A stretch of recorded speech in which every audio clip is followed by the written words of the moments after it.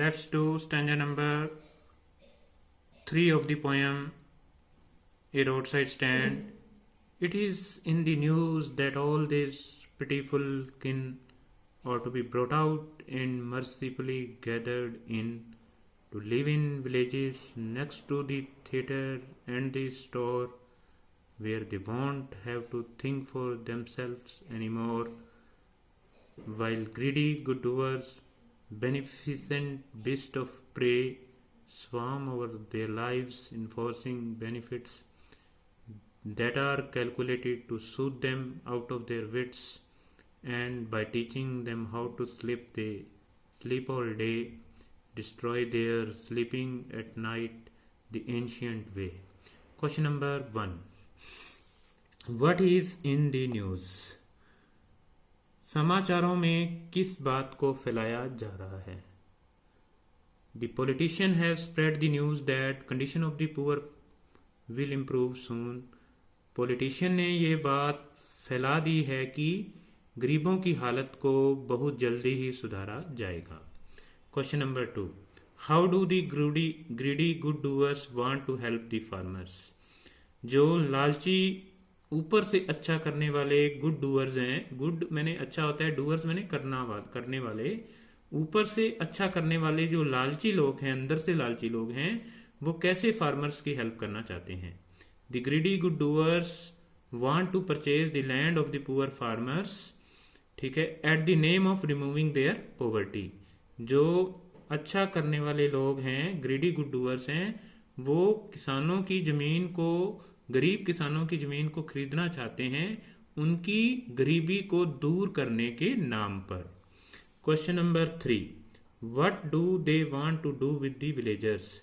जो greedy good doers हैं, they यहाँ पर ग्रीडी गुड डूअर्स के लिए आ रहा है या बेनिफिसेंट बीस्ट ऑफ प्रे के लिए आ रहा है, तो वो लोग हैं, वो क्या करना चाहते हैं गांव वालों के साथ?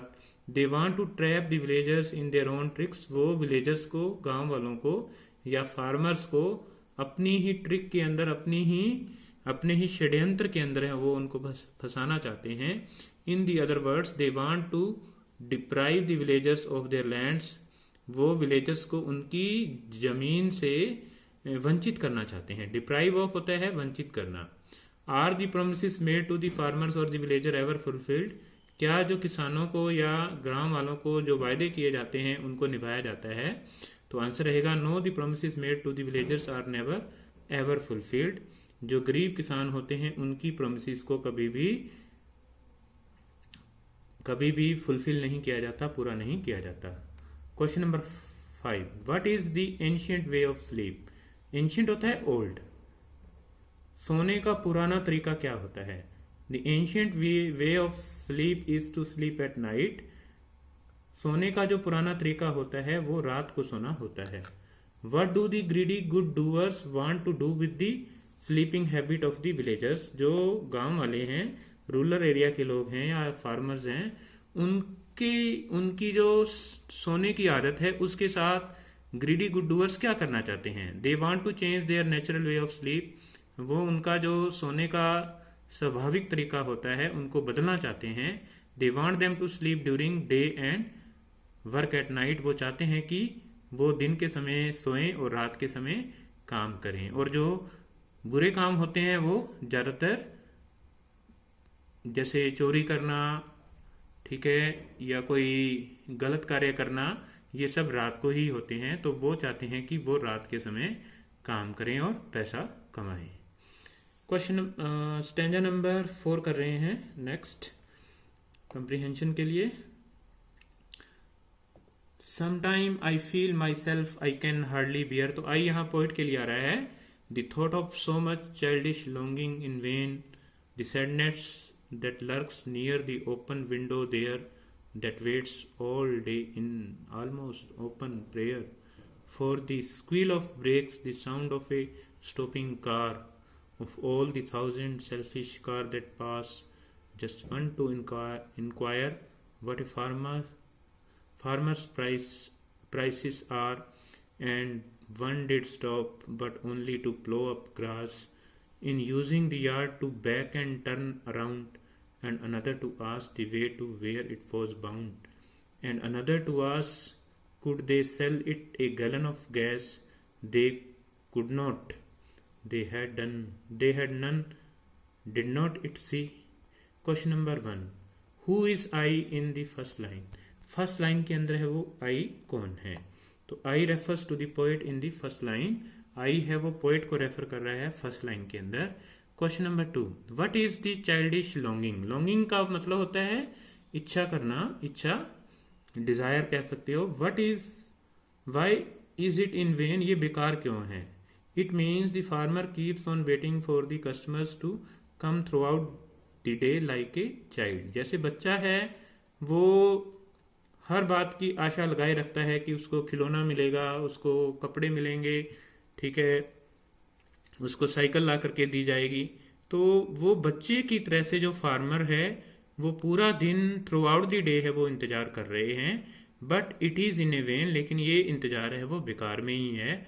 No one comes there to buy wild berry. वहां पर गोल्डन स्क्वैश या वाइल्ड बेरी खरीदने के लिए कोई भी नहीं आता और उसकी ख्वाहिश है वो अधूरी रह जाती है. जैसे बच्चे की ज्यादातर ख्वाहिशें हैं वो अधूरी छोड़ दी जाती हैं माता पिता के द्वारा या उसके दूसरे जो फैमिली मेंबर्स हैं उनके द्वारा.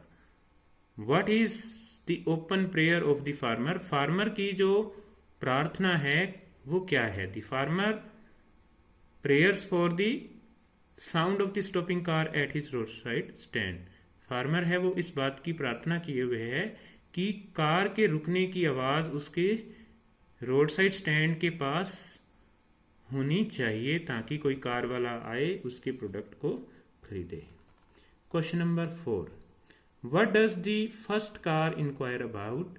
पहली कार है वो किस बात के बारे में इंक्वायरी करती है? The first car inquired about the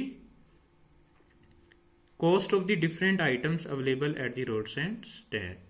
पहली कार है वो इस बात का इंक्वायर करती है कि अलग अलग जो वहां पर प्रोडक्ट रखे हुए हैं उनकी कीमत है वो क्या है.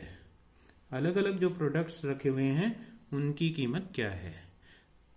Why does the second car stop? दूसरी कार है वो क्यों रुकती है? The second car stop to plow up the grass. Second car केवल वहां से मुड़ने के लिए और वहां से जो घास उगी हुई थी रोड साइड स्टैंड के पास उसको एक प्रकार से प्लो करने के लिए, उसको एक प्रकार से उसकी खुदाई करने के लिए वहां से टर्न लेते हुए उखाड़ने के लिए उस घास को रुकती है. Question number 6.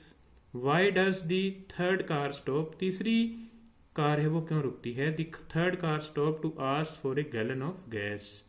तीसरी कार है वो गैस का गैलन वहां पर उपलब्ध है या नहीं इस बात की जानकारी लेने के लिए रुकती है.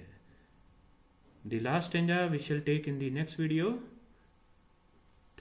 Thanks for listening me and have a nice day.